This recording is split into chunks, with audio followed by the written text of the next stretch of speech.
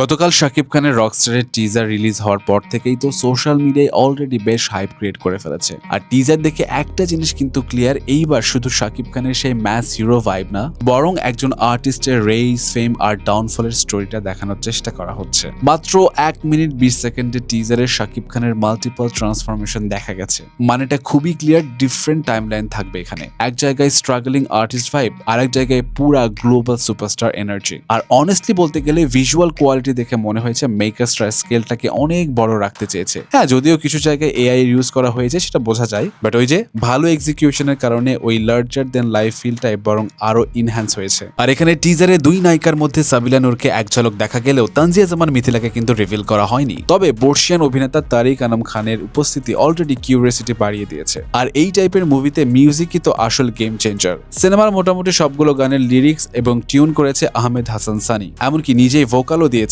টিজারে আমাকে উড়িয়ে দাও আমাকে পুড়িয়ে দাও লাইনটা শুনে ইনস্ট্যান্ট গুজবাম না আসলেও ফুল সং রিলিজের পর হয়তো সেই ফিলটা পুরোপুরি হিট করতে পারে। কারণ দিন শেষে এমন রকস্টার টাইপের মুভিতে মিউজিকই সবচেয়ে বড় রোল প্লে করে। তবে জানা গেছে সামনে নাকি আরো একটা টিজার আসবে, সো এখন আসল অপেক্ষা ট্রেইলার আর ফুল সং গুলোর। আর যেহেতু স্টোরিটা একজন গ্লোবাল রকস্টারকে ঘিরে, তাই বাংলার পাশাপাশি ইংলিশ সং বা ইন্টারন্যাশনাল ভাইবের সারপ্রাইজ থাকে কিনা সেইটাও কিন্তু দেখার বিষয়। সো আপনাদের কাছে কেমন লেগেছে রকস্টারের টিজার অবশ্যই জানাবেন।